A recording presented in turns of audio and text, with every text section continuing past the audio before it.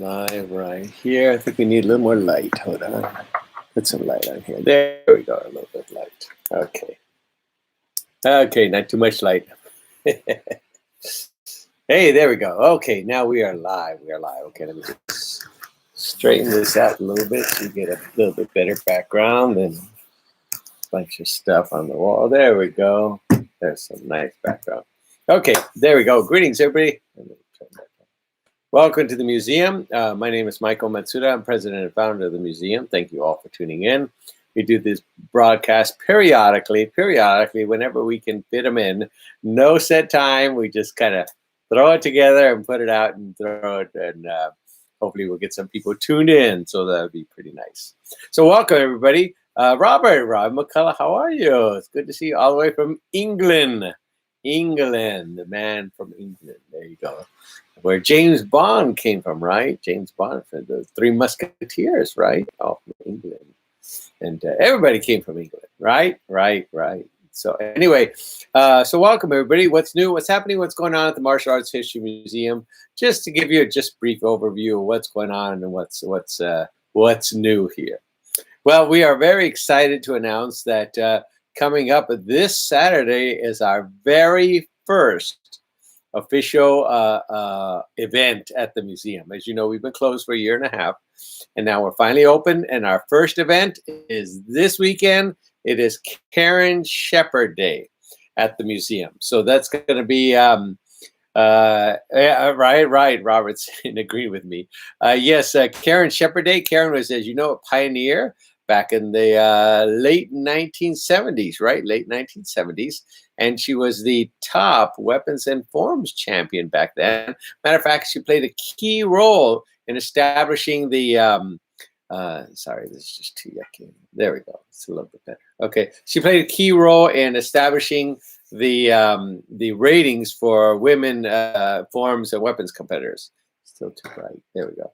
There we go. Forms and weapons competitors for the Karate Illustrated rating system. In case you remember way back when, Karate Illustrated was the second biggest magazine there was. It was the Black Belt magazine, and I think Black Belt had the ratings, and then later they transferred it to Karate Illustrated, which was also their magazine, and I think it was under Rainbow Publications, and they had the Karate Illustrated, and Karate Illustrated developed a rating system. Best thing they ever did was to have the rating system. And again, I'm not sure. I think it was Black Belt that had the ratings first, and then they transferred to Karate Illustrated.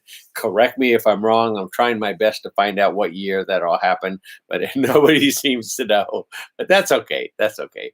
But anyway, they did ratings. They divided the whole, especially America, the state into regions.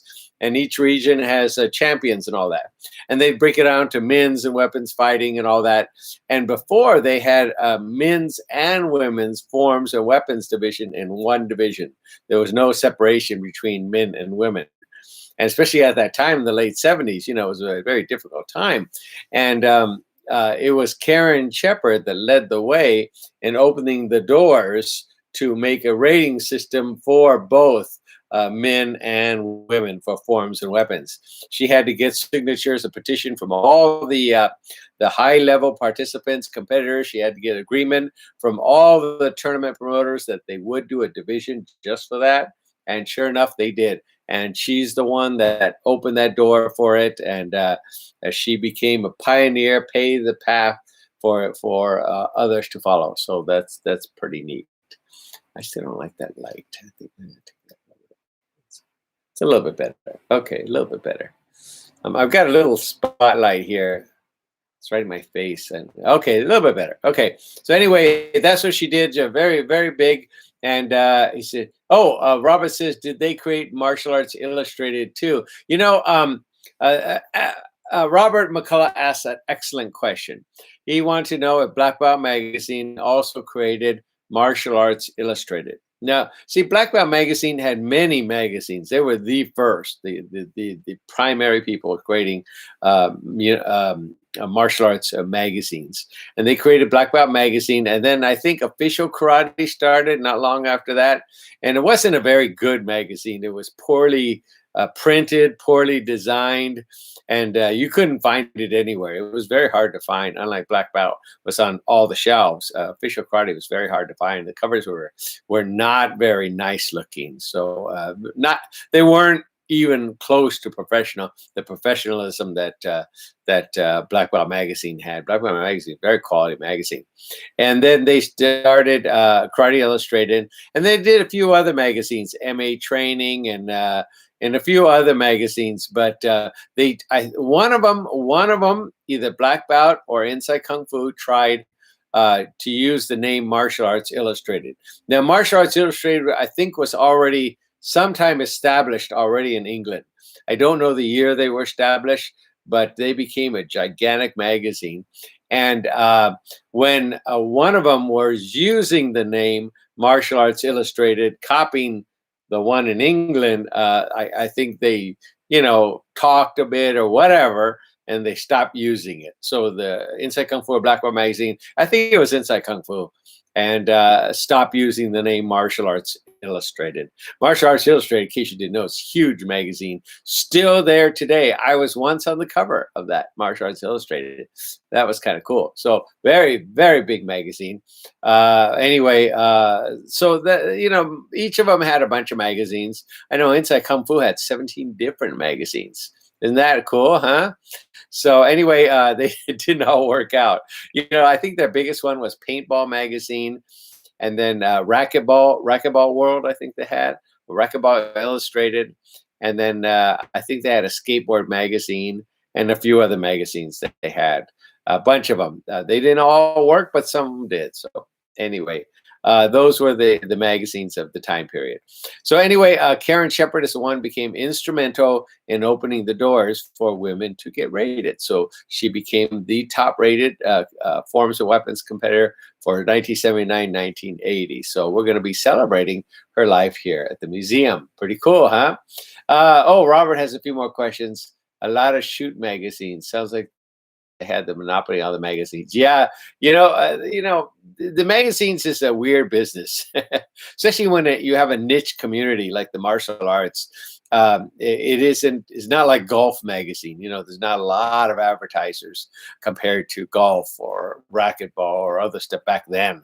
So martial arts has always had a struggle on the magazines, and no matter the size, they've always struggled a little bit in different ways. The struggle in comparison to like Joe Weider's muscle magazines, which were like this thick and full of ads because it was that era, that kind of stuff, muscle ads, all that stuff like that. Where the martial arts magazines, you didn't have that many advertisers.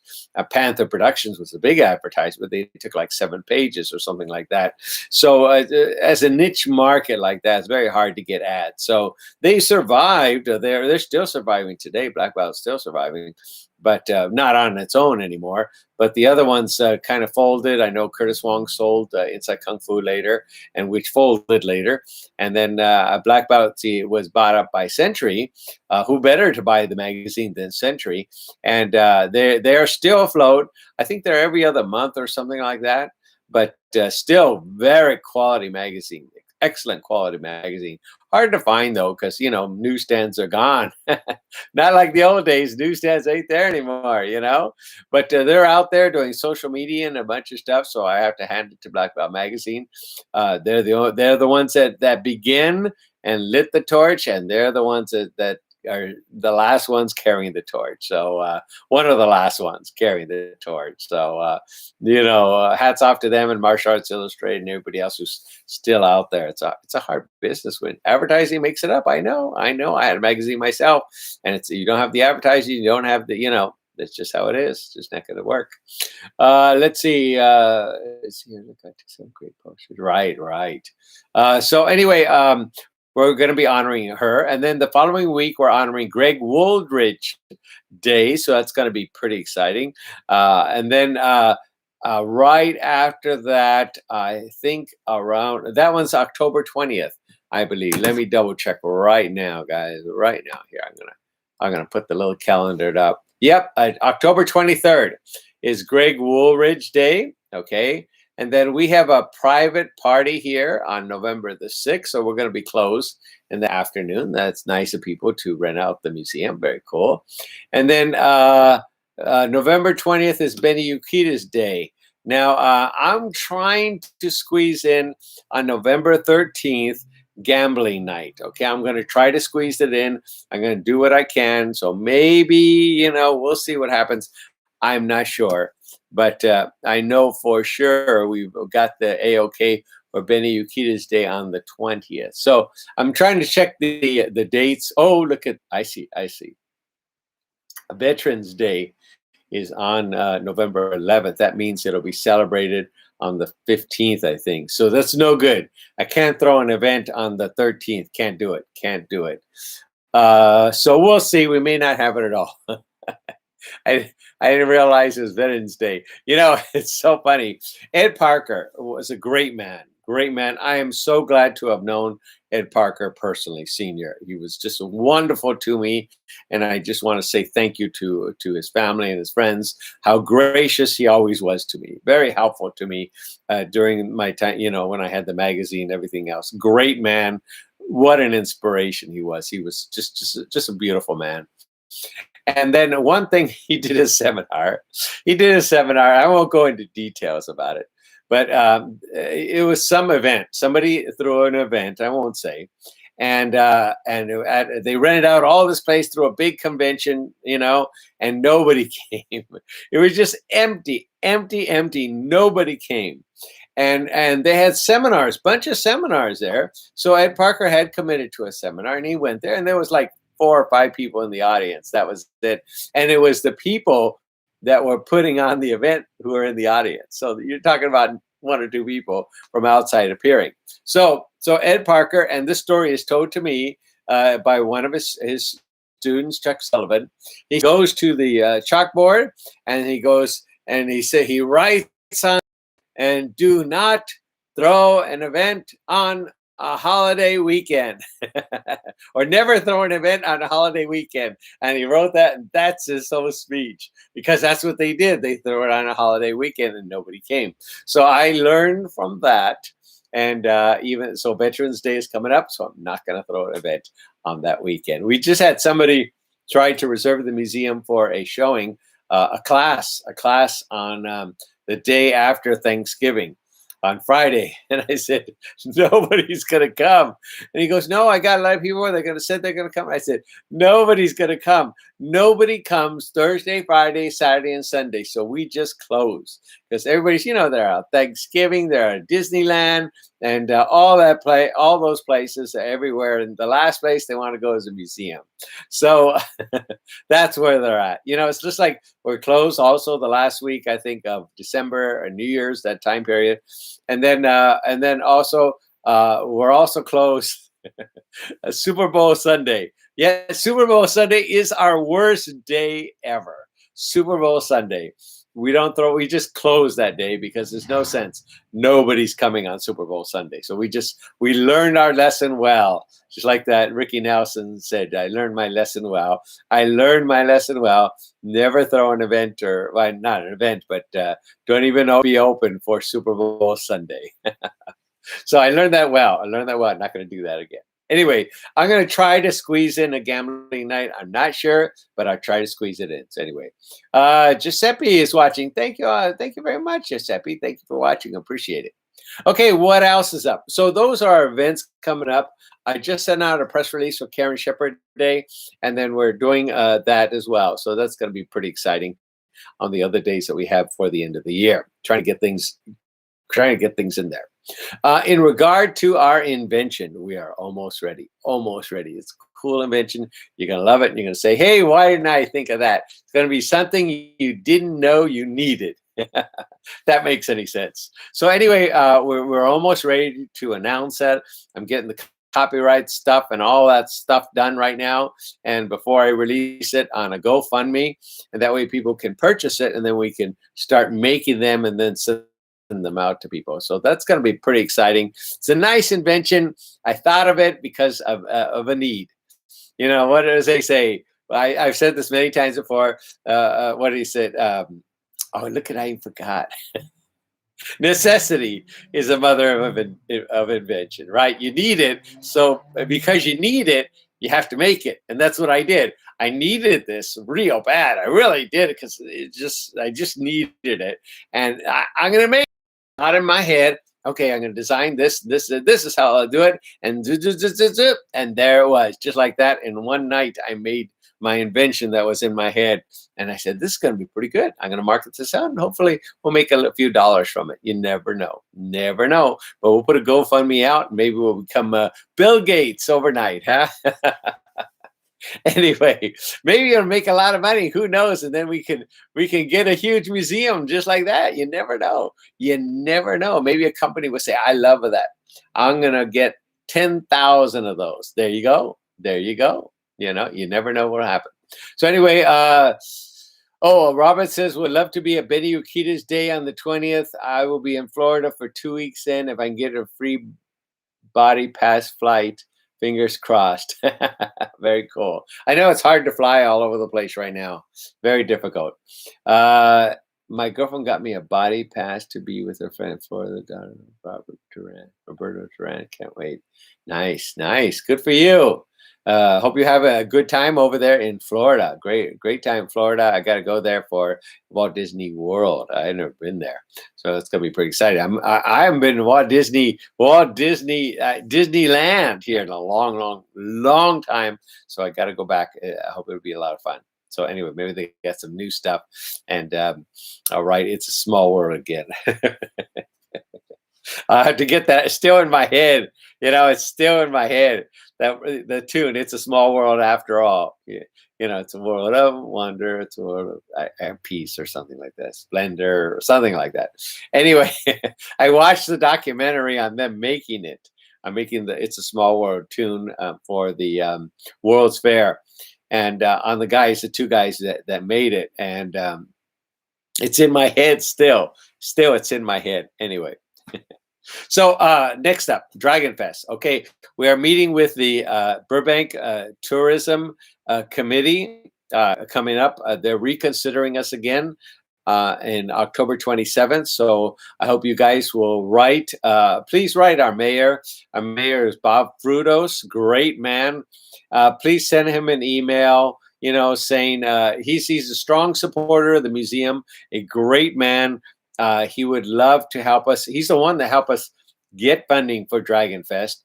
And if you can let him know, hey, Bob, we're behind you.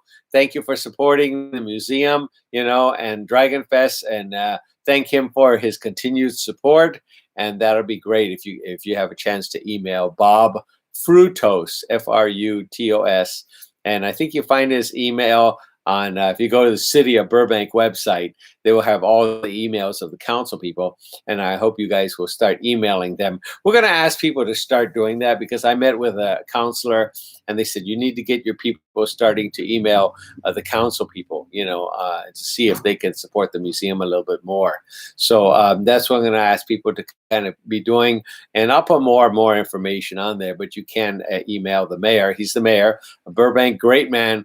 Bob Frutos, and I hope you can email him, say thank you for supporting the museum. That's very, very nice of him. So hopefully the Burbank committee will reconsider and help us with funding, and that will be very nice. And that way we can continue having it here in the city of Burbank. I like having it here in Burbank. This is a great city. It's very safe. It's very nice here. And but if we don't get the funding, there's no reason to stay in Burbank. I'll just look out somewhere else outside of Burbank that's a little bit cheaper and more convenient. So we'll see. We'll see what happens. Anyway, Troy Ransom is there. Hey, Troy. Troy's watching. Troy was here the other day as a revamped our front area. The Eagle Scouts were here, and that's up on the next news thing. Eagle Scouts were here with Shane and those guys for their Eagle Scout patch or whatever they call it. I don't know the details, but they're either going to become Eagle Scouts, and they got to do something for a fundraiser and all that, which they did. They raised funds and redid our front area. Troy was here helping them. and Raphael Cochet and all of them were helping him, and Joan and Jenny Dio, Bob Dio. Everybody was out here helping and putting up our new front area. So it looks pretty cool. Looks pretty cool. I'm watering it, so hopefully I told them you should put rubber plants in there. That way I don't have to water, but they didn't like my suggestion. So so I got to water it. So that's what I'm doing. Something I'm not very good at, and everything dies on me. So that's why I always have plastic plants. So we'll see what happens. Hopefully they'll stay alive for a couple of weeks, and it looks pretty cool. Looks pretty cool. They got a little bridge going over it. It looks pretty nice. So I know you guys will enjoy that when you come to visit the Martial Arts History Museum. So it's a nice little facelift for our front area. So it looks pretty good. Looks pretty good. Okay, what's next? We're working with Bill Weber. He's coming over tomorrow to set up our animatronics for our back area. That's going to be pretty exciting. Two lion heads that'll be talking to everybody. So that's very cool. And, they got that Disney flavor of animatronics here. And so that's what we're going to be doing, having those heads talking for Karen Shepherd Day. So that's the idea. So anyway, it's going to be pretty exciting when we get those moving along and get the animatronics out there. I love animatronics. I used to work for Disney, Walt Disney Productions, a long time ago, back in the day. And I remember all that stuff, that cool stuff went on. And I just want to kind of emulate Walt Disney. He's great creator, inventor. The man just had an extraordinary mind. And I tried to do my best to do what he does, He used that creativity. Even though he didn't know how to do things, he learned how to do things. And that's what I've done. If something I didn't know how to do, I learned it. Hey, I didn't know how to be a plumber. I'm a plumber now. I didn't know how to create and carve. I know how to carve now. So all this stuff that I didn't know, I'm learning along the way. And it's fantastic. So that's what Walt Disney did. And that's what I want to do as well. I want to say a big congratulations to a beautiful man, Mr. Alan Horn. Alan Horn is the president of Walt Disney Productions right over here, a place where I used to work. And he's been very generous to the museum for many years. And he's going to be retiring soon. So he was the head of Warner Brothers years ago. And now he's the head of Disney, Walt Disney Productions. So a big yay for retirement for Alan Horn. He's down the street. Alan, I please hope he's always helped me out every year. Either financially or with advice. So I thank you, Alan, for that. And I will send him a nice retirement card and all that. And hopefully he'll stay in touch. And that'll be cool. He'll come to one of our events again, as he used to back in the old days when he used to come to our events. So congratulations to you, Alan Horn, on your retirement. Daryl Vidal is watching. Hey, Daryl, how you doing? It's good to see you on there. Well, see your name on there. I see a picture on there. Looks pretty cool. Very cool. So anyway, Daryl, I want to talk with you. Now, our next thing I want to talk about, which I'll involve Daryl right now, is we are revamping one of our areas where the magazines are. Okay. And, I love the magazines. I love to have them out there, but not many people pay attention to them. They don't. So what I'm going to do is I'm putting a larger case there, and matter of fact, two larger cases, and I'm going to hold exhibits in there. So we're going to do things that, like for a weekend or for a day or something, we're going to display it there. Like Karen Shepherd Day, we're going to display her uniform from the enforcer of Hercules. She's going to have her uniform in a big case. So we just made a special case for that.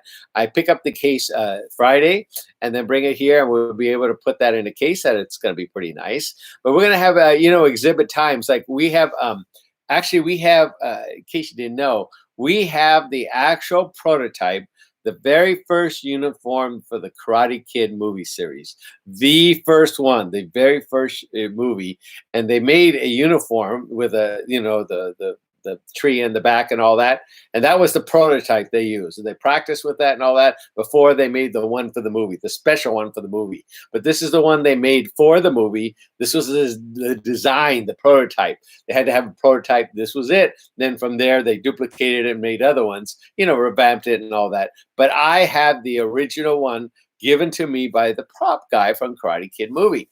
So the very first one. So I do have that on this. I do have that, and I'm going to ask Daryl and a few other people who are in the Karate Kid, so to come, and we're going to have a Q&A and all that about the Karate Kid, and then we'll have that uniform and the headband and whatever stuff we can get to be on display here. So we're going to have a Karate Kid Saturday, a one-day event, and that way people can come and see the uniform and meet the people and all that. So I think that's going to be pretty good.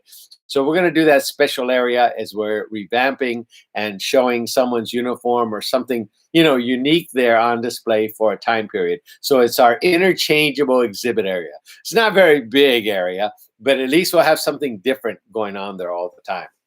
Oh, look at someone has a question here. Let's see. Dan Anderson says, I was hanging with Sensei Benny and Cecil Peoples at Firebor's Black Belt exam last weekend. That's right. The exam was there. He mentioned your event coming up with him and was excited about it. Should be a success. Oh, fantastic. Benny Yukita's day is coming up. It's going to be on, here, let me see. Let me pull it up. It's going to be on the 20th, okay? On the 20th of November, it's going to be Benny Yukita's day. And then on December 4th, he's going to have a seminar at the Teen Karate Centers during the day. During the day, he's going to have that. So that's going to be pretty exciting.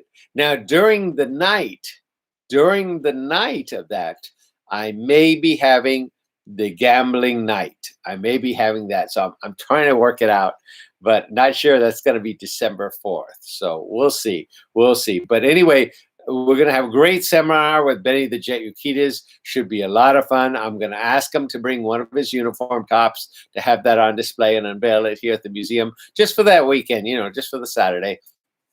And that'll be pretty special. So anyway, that's going to be nice. So that's what I'm doing with the exhibit area. So that area is going to be the new exhibit area. We're going to interchange it. I'm going to be putting stuff about the magazines on the top, but I'll leave the magazines, the background up. It's a nice background, but the area I'll change with different stuff in there. And so that'll be cool. And then I'll move the smaller cases against the wall to the left, and that'll put it on that side. So it'll leave a room in the middle. So that's our new big exciting thing, a new exhibit area. Maybe we'll have a weekend of Bruce Lee stuff in there, or a weekend of somebody's stuff, or something like that. That'll be pretty cool to show, or a month of somebody's stuff, and that'll be nice to show something different. You know what I mean? Something a little more exciting. Maybe you have a Pokemon guy in there. Something. Anyway, something different. Dan, how you doing? Dan Anderson, what a great man. Dan Anderson and his wife Kim, just beautiful, beautiful people. Anyway, so that's up. That's Dragon Fest. That we covered Dragon Fest. We covered the new invention coming up. We covered the new exhibit area, and now we covered our animatronics that we're adding to the back area.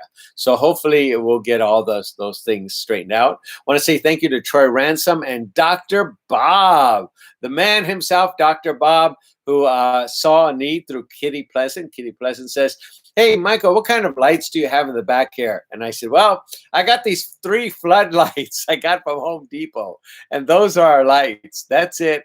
And she goes, no, you need some professional lights. And let me get my good friend, Dr. Bob, and maybe we can give you a Christmas present early. And she says she talked to Dr. Bob, and he said, what kind of lights do you need? I said, well, I like these studio lights, these kinds that do different colors, but are nice light, LED lights and all that in the back area with a little control panel. I think that would be pretty nice. And he said, you got it. It's yours. You pick it out, and I will order it and ship it to you. And boom, boom, boom. In 3 days, we had the new lights here. So Troy and I sat together trying to figure that thing out, and we figured it out with help from the people from the lighting company, and we got the new lights up. So they look pretty cool. Still working on it, but they look pretty cool. So thank you to Dr. Bob and Kitty Pleasant for helping us get some lights back there. And so many, many thanks to all the people who keep continually helping us along the way. Dan Anderson has beautiful, beautiful kids that really help us every year, helping us with workouts and all that stuff like that. And they provide us a nice check every year from their great, great students that they have, just beautiful students that they help us out all the time. So many, many thank you, Dan Anderson, for doing that. And so many, many people, Robin Price for just making a nice donation just the other day. Thank you, Robin, for that as well. And many people doing that as well. It's very, very kind of you. It's the only way we can survive, really. It's the only way we can survive. We are a niche market. We are a niche market. We don't have tons of people like, Skywalker Ranch or Norton Simon Museum and all those guys who've got unending people who donate so much money to them. We just don't have what they got, but we do our best. We think it's important to serve, and to have the martial arts remembered, especially as us as instructors. And I encourage people like Chuck Norris and Jackie Chan and Donnie Yen and all those people to let's support, let's give back, guys. We were there for you. We bought tickets to watch your movies. So let's give a little back, guys. Let's give a little back and help the martial arts community by helping the Martial Arts History Museum preserve the history of the martial arts. I can say this again. I always say this without reservation. Without me doing this museum, there's not going to be anything left to remember any of us by. So I do this out of love, and hopefully we'll get more people on there. So one day, one day I can actually get paid. That would be nice. Yeah, one day in 22 years, I might be able to get paid. That would be very cool. That would be very cool. I'm trying to get that YouTube channel up and all that other stuff as well, but I'm working hard. I'm working hard on it. So anyway, hopefully people will come by. So those guys will make a donation. We ain't getting any younger, guys. We ain't getting any younger. We ain't getting any younger. One day we're going to be gone. So while we're still here, let's come on board and help us out, guys. So that way you can visit the museum yourself when you have a chance while we're still here, guys, while we're still here. So anyway, let's see what else. So yes, we're working on the YouTube channel, as you saw it, but I've been putting more and more stuff on there. I want to thank Kitty Pleasant for doing a bling cap. We did this cap here. This is my bling cap. I didn't know how to do bling. Now I do. So I made this bling cap and put the, see, you got some butterflies, the rhinestone. Isn't that pretty cool? So I did this. This is my first cap I did. And so she made some bling caps for us and donated all the stuff to help me make them. So now I know how to make bling caps. So I'm going to make some of these and maybe we'll auction some off and all that later on. So that'd be pretty cool. Another thing that I am also starting, not like I don't have enough to do. I'm starting a little business on the side for transference of VHS to digital. This is a problem that I've come across so much when I'm doing these biographies. As you know, I do these biographies. Here's a biography. Here's a Carl Totten biography. See, it is pretty cool. And then look at here's another one here. This is a Leo Fong biography. So we do all these biographies to keep, Cynthia Rothrock biography, and these are not money makers. They're not, and they're something to keep our history alive. I have it out on Etsy and stuff, but there's something to keep our history alive. This will be part of the Hall of Fame wall, and it'll be part of a history so people can enjoy a biography of our pioneers. There's nowhere else that anybody's doing it, so we're doing it to keep that history alive. And one thing that I run into all the time is people have stuff on VHS and they don't know where to get it digitized. The days, my friend who used to work at Video Duplication, their building is up for lease. They're not doing it anymore, so because there's just not enough demand of people wanting their VHS put on digital, and people still have them. I still have VHS in my family, VHS to my friends, all that I still have. Even some old movies that you can't find anywhere, I have them on VHS. Well, I just picked up the machine that will be able to transfer VHS to digital. Now I haven't set it up yet. I just got it. So I'm going to be setting it up. And that's what I'm going to start offering as a little side thing and to help me out and to do a little digitizing for people. So again, those VHSs, they don't last a long time. Hey, I had this nice interview I did with Sensei Cecil Peoples years ago. And as I watched it a couple months ago, it was all snowy and everything. They don't last long. They really don't. It's shelf life of 10, maybe 20 years. If that, maybe 25 years, they start degrading after a while. So I'm going to be offering that digitizing VHS into a digital format. So that way they'll have a thumb driver, we'll send it to them digitally on the internet transfer box or something, we transfer or something like that. So that way the people can preserve their stuff. And, again, there's family history on there, forms and weapons and fighting and video from the old time, especially kids. So if you have kids or videos of your kids and all that's going to be gone forever. So that's what I'm doing. I'm going to be starting that up pretty soon. I'm going to be working the equipment, figuring it out first. See, I'm going to be a transfer guy now and figuring it out. I have the equipment right over here and figuring it out. And once I master figuring it out, I'm going to start making that service available for people to enjoy. Because again, the VHSs, I have so many people send me stuff of the biography on VHS. And I said, guys, I can't read it. I need it to be transferred. And worst comes to worst, I shoot it when I play it on the screen, which does not look good. So anyway, that's what I've been doing, and it looks horrible.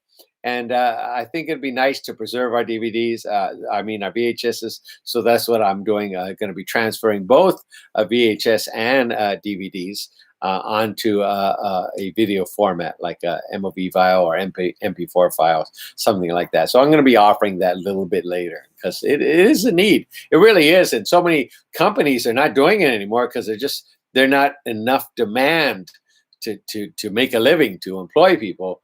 But there is enough demand for people to still get it, just people to use it and digitize their stuff. It's just like Redbox. Have you guys seen Redbox? Do you have Redbox in England over there, Robert? Redbox is, before we used to have Blockbuster Video. Remember that? Hollywood Video. Even the market had a place where you can rent a VHS or even a DVD. Remember that? They were great times. I used to go there. Blockbuster all the time. I still have my card, my Blockbuster card. Well, they're all gone. They're all gone, but there is still a need. So the only ones that have taken the place by storm is the Redbox. Redbox have DVDs. They have DVDs on like a, next to a 7-Eleven or a market or something like that. And you can go in there and get a DVD of the latest movie or whatever that comes out. And I see a line of people all the time. So there is still a need. There is still a need, not a big need, but there is still a need. So that's why I think doing this, transferring DVD or VHS to digital is still a need. So that's what I'm going to try to do, is do a little bit on the side to do that. So that'll be pretty good. Robert says, what if I was, Cynthia will want one of those, just tracking is snowy. They're talking about the VHS transfer and all that. Yeah, I know. It's I still got tons of VHS. I really do, and it'd be shame to, especially old movies. There are some movies on there that they don't show anywhere. They don't show on Netflix. They don't show it anywhere. And then I still have it on VHS, and I hate to be lost and destroyed. So that's what, once I learn how to do this, I'm going to be transferring my stuff onto digital. At least I can save that. So that'd be pretty cool, So that's what I'm going to do later. Let's see. Robert says, I can get any movie ever made for free on my Fire Stick in any TV show or live sports. Yes, you can. I have Fire Stick as well. But there are some movies that are no longer there, I tried to watch a TV series called Arliss. In case you didn't know, there's a great, great show called Arliss. I think they made a similar one with The Rock. Dwayne Johnson, a similar kind of movie of a sports agent, something like that. But Arliss was the first one. And I tried to find that, and I found it, but nothing plays. There's nothing in there. So I wish I had that taped. But anyway, some things you just can't find anymore. They just don't make them anymore. So it'd be nice to have that. If you still had it on VHS, make it in digital. So anyway, that's what I'm going to be doing besides everything else. I'm going to try to squeeze that in. So until I can make some money, the museum can actually pay me. I'm going to do other things as well. So besides acting, I do a little acting on the side here and there. Not much, but once in a while. It doesn't pay that much, but it's okay. It's something. Anyway, okay, what else is up? I think that's about it. That's all great news. I'm looking forward to Karen Shepherd Day. Should be a lot of fun. Have some great people here. It'd be just like riding a bike. Get back into the groove and do more event days. And I think Benny Yukita's Day gonna be a great day. We're gonna have Don Wilson Day coming up. Don Wilson Day, and I'm hoping so hard to do Dan Inosanto Day coming up. We're talking with them right now, and hopefully that will work out. And we'll see what happens. So anyway, okay. So at this time, I'm going to leave it up to you guys. Do you have any questions for me while I'm here at the museum? I'm going to be doing some painting in just a few minutes. As soon as I hang up here, we got some new pedestals, and I'm going to paint those for this weekend. Yes, that's what I do. Besides doing the YouTube. Did you see my YouTube on the making the cap?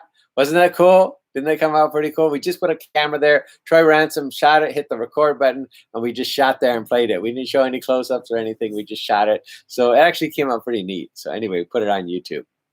So anyway, and many thanks to our Patreon people. I'm going to be putting some stuff up there just for Patreon people coming up. They've been so kind to help me out, and I appreciate that very much. And we're going to do a few more things for them, and that'll be pretty exciting for them. So we're going to release some videos, more behind the scenes, just for those guys as a reward. Excuse me, for helping me out. So thank you to Patreon people as well. Let's see Okay, Robert has a question. How are you spelling that Arliss show? Oh, it's Arliss. Arliss is spelled A-R-L-I, and then the S, and the S looks like two dollar signs. A-R-L-I-S-S. So the logo is the name, but the last two letters for the S's are dollar signs. And it was Sandra Oh and another star, I forgot his name. And it was a great series about a sports agent. And it was a fantastic show. I love that show. It was very funny on there. And today they made a different version of it with Dwayne Johnson. But Arliss is a fun show. I can find it on Fire Stick, but when I go into it to play it, nothing happens. It isn't there. So anyway, just like Car 54. I like Car 54. That one actually I can see. I watch all the episodes of Car 54. That's a great show. I love that show. Car 54, where are you? Yeah, I know it's dating me real far back. Let's see what else. I think that's it. I've been waiting for a package from Home Depot. Home Depot, I love Home Depot, but my God, I don't ever order from them online. I have been waiting for a delivery since it was promised. I ordered in September. It was supposed to be here October 6th. And here it is another week after, and they keep giving me the runaround. Well, it should be there tomorrow. It should be there tomorrow. And tomorrow is come and gone for a whole week now. And so they said, well, hopefully you'll get it. And it's not like it's shipped, it's not shipped anywhere. This is all local stuff. It's all San Fernando, Rancho Cucamonga. This is all local places. It's not shipped overseas. So there's no excuse why I couldn't get it. But for some reason, I'm still waiting. So anyway, I've just given up on it. I just given up. If it don't come in a few days, I'll just ask for a refund and get my money back or something. It's too bad. I like Home Depot. It's a great place. Anyway. Well, we'll see. But their online is not very good. Before I go, I just want to say this. Amazon. Amazon here is just a situation that you wouldn't believe. Here is this guy, the head of Amazon. Is it Jeff Bezos? Is that the head of Amazon, right? So here's this guy who starts this book selling from his garage. Okay, little guy. Nobody knows him. He's nobody. In the meantime, here you have Sears. It's been there for a billion years, and May Company and all these companies that are out there selling and stuff have their own catalog. You know, the JCPenney catalog, like that thick, something like that. And they're out there. And here's this little guy from the garage. Internet is brand new. So he starts selling his stuff on there, his books on there, starts selling his stuff. And he's the only one really doing it, even though most people don't have a computer then. He's out there doing it, and selling and pushing and learning how to do computers and learning this. And he's selling a little bit more and he's selling a little more books. Finally, the bookstores they go to him and say, whatever the situation is. Somehow he got their books from the bookstores there. So it's like, instead of the bookstores making their own site to sell their own product, and again, this is when the internet was still new, they threw it at him and he sold their product. That was the biggest thing for him. That was it. It changed the world right there. Instead of these monopolies of gigantic companies, book companies, and then all that, all of a sudden they said, oh, he's doing it, let him sell it. So now he's starting to sell their products. Okay, now he's building up a little bit. Internet is getting out there, and then he's starting to sell other things besides books. And instead of Sears, saying, "Hey, this internet is going to catch on. We need to get out there and really push it out there and get our products out there."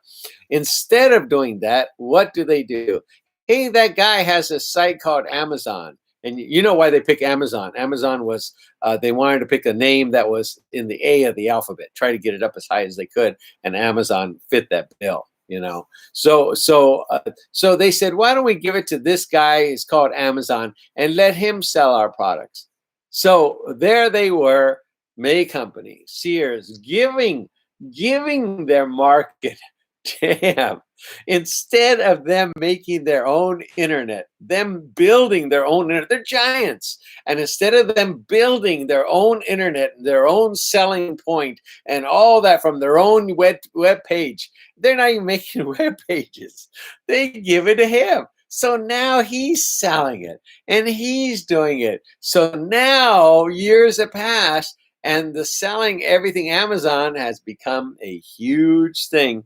And now people are saying, wait a minute, come to I have Sears.com, come and buy from us. Wait a minute, I can get your stuff on Amazon. Why am I going for you? Why am I going to buy anything on Sears.com? I can go to Amazon. It's cheaper.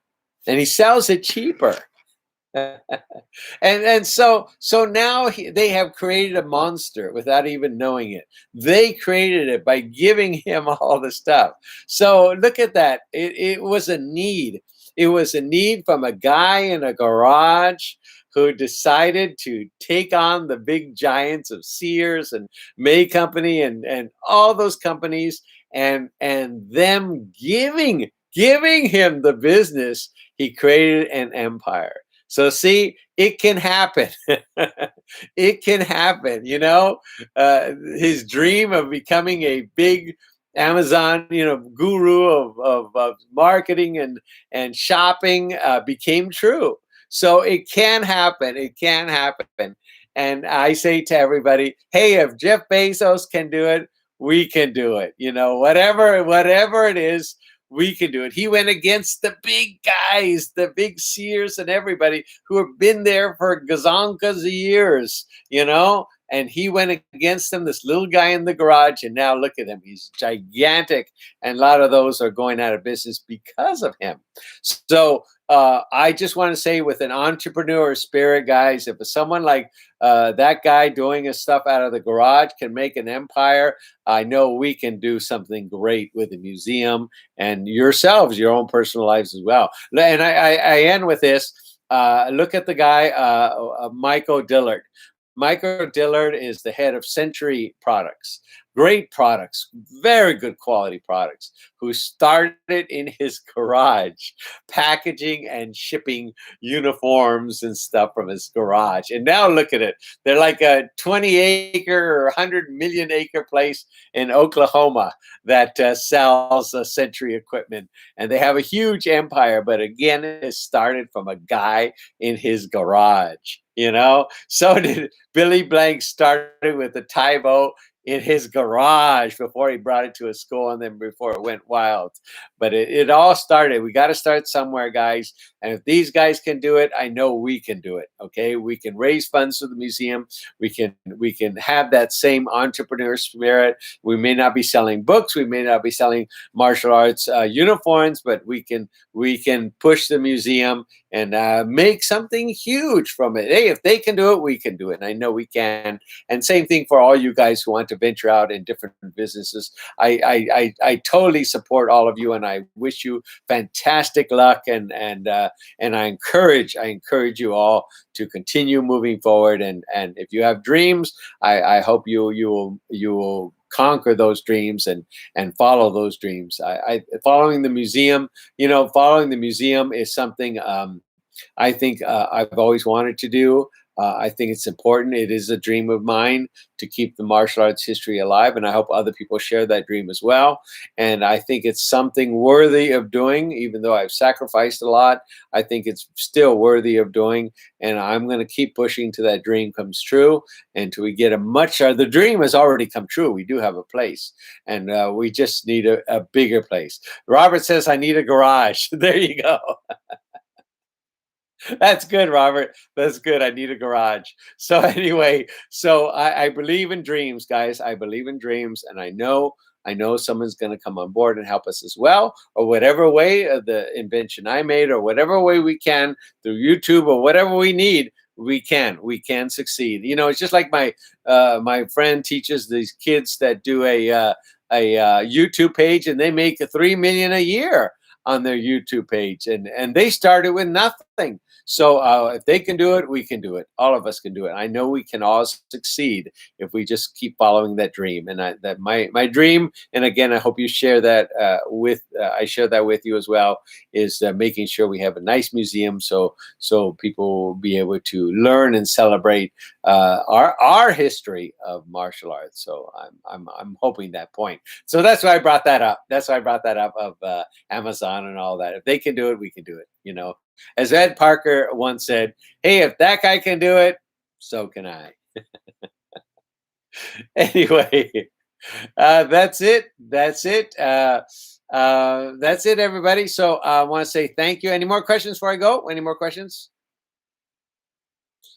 Okay, I'm going to change and I'm going to start painting in 5 minutes. So thank you, everybody, for tuning in. You have been gracious and wonderful. Thank you. I appreciate it. And we will talk to you later. Okay, take care, everybody. Bye.